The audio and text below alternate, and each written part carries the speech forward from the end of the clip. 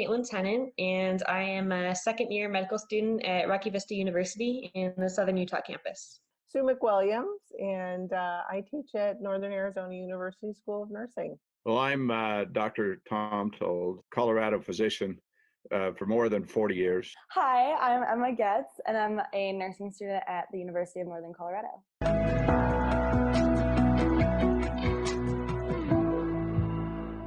In the healthcare profession, I think we were very confident that we could handle anything that came our way. We were very confident that this would be no more complicated than a regular seasonal flu, and we didn't take it seriously. I remember being shocked. I was on my spring break when my school shut down, and that was the same time that my church shut down for safety.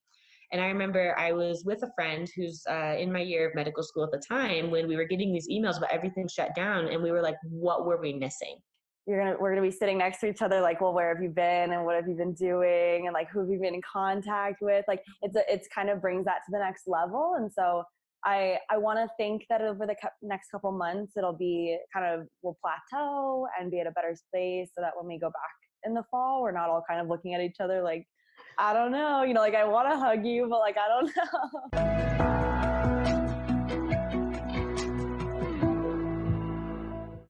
We had kind of toyed with virtual reality, but all of a sudden COVID put us right face to face with it was either that or nothing, and so that's why we went to that platform, and it was a good bridge into what we had been doing before. So that's what we sort of bought time with the virtual reality.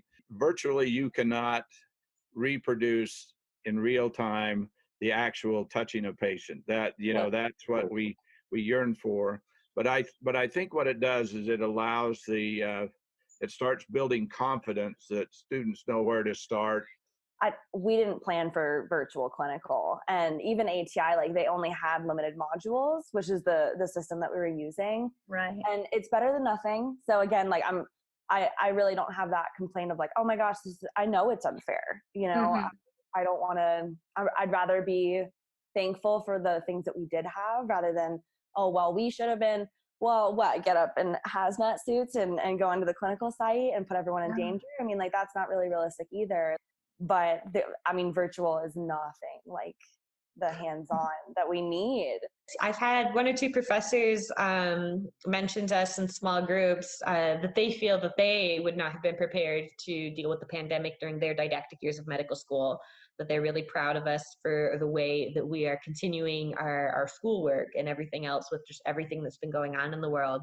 And that's really encouraging to hear from, these practicing physicians and teachers who I respect so much, that they recognize that we're really building a lot of strength in what we're doing right now.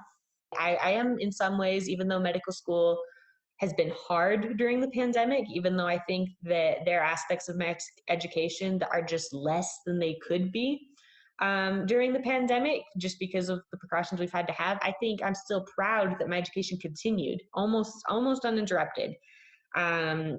The school closed down, but not a single test date changed. Not a single lecture was taken off the charts. The only things that we lost were our in-person and clinical experiences. And in some ways, I'm proud of that because it did teach that whatever goes on in the world, the practice of medicine has to go on and will.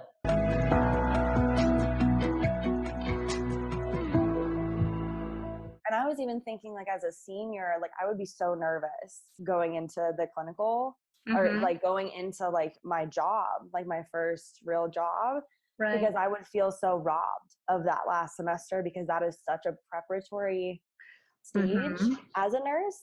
Some people are not even getting a pediatric rotation due to COVID, and they're like trying to fit it in next semester, but it's kind of looking bleak, and it's like then they just miss an entire chunk of clinical time, which is actually a concern for graduating. So like it's getting kind of real. Our gero palliative care students who finished up the semester mostly virtually, I mean, we gave them case studies and things like that to finish up their last few weeks. Part of their classes, they write a journal every week. And a lot of them experienced hardship. I had a couple of students, one who had to go back to Hawaii because her mom had to go to the Philippines because her dad had died. And her mom got stuck in the Philippines. And so she had to stay in Hawaii to take care of her brother. And then I had another student whose parents were insistent that she return to Alaska because they were so afraid. And so she went back to Alaska. And another student who was stuck in California because they got locked down really quickly. And all of them in their journals, even though they talked about the struggle that they were going through, they really have a desire to be a nurse. When I know for this accelerated students who started May 11th, I had 2 students who had to drop out in the first week. One because she's living on the reservation, and she has limited access to the internet. They're on a strict curfew over the weekend. They're not allowed to travel at all, even on the reservation. And another student whose family business went under, and that was going to kind of keep her in the program. That's what was going to afford her to be in the nursing program.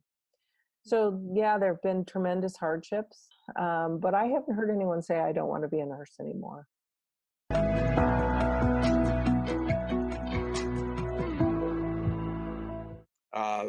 I think the students were wanting to go out. They were chomping at the bit. Let us go out, carry the banner. We'll sacrifice ourselves to do that. And so they were saying, yes, we want to go. We were saying, we can't put our students in harm's way. They don't, they shouldn't be involved with COVID patients. So there was a little bit of tension between administration and students. I am so over being a student. If I wasn't over it last semester, I'm definitely over it now. Because I just want to be in there and I want to be making a difference. And it's really hard when you're like, for safety reasons. I'm not saying like I should be administering medications at this point, but it's really hard to sit on the sidelines and be like, oh yeah, she's a student, and have people be like, oh, I don't want to be a student. And I'm like, no, I'm not trying to be a student. I'm trying to be a nurse. I'm like, I'm trying to be your nurse. Like, it's so frustrating. One of the side effects of this is these kids being locked up and having to study all the time. Our board pass rates are great. Yeah, I think there was a lot of angst on the part of these students to be called COVID docs. I really do believe that they'll catch up really fast. I think that if there's harm done by this, it'll have more to do with kind of a tentativeness. It won't have to do with what they know.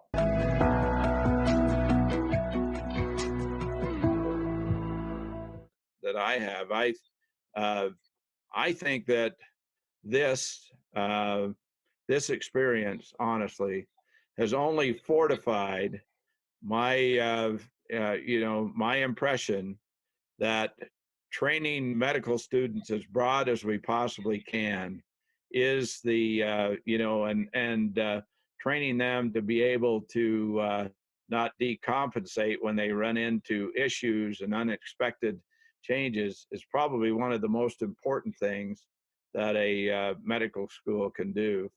We're eager to get back to being in person, to push the limits a little bit, but I also, like, all of us wear masks everywhere we go. Our school is remaining very cautious to make sure that everyone stays safe, even when people are starting to be at the bit to get better, I think, a little bit. There's like this cautious hope. We don't almost want to get our hopes up too high and suddenly start expecting everything, but I think it's nice to have this cautious hope.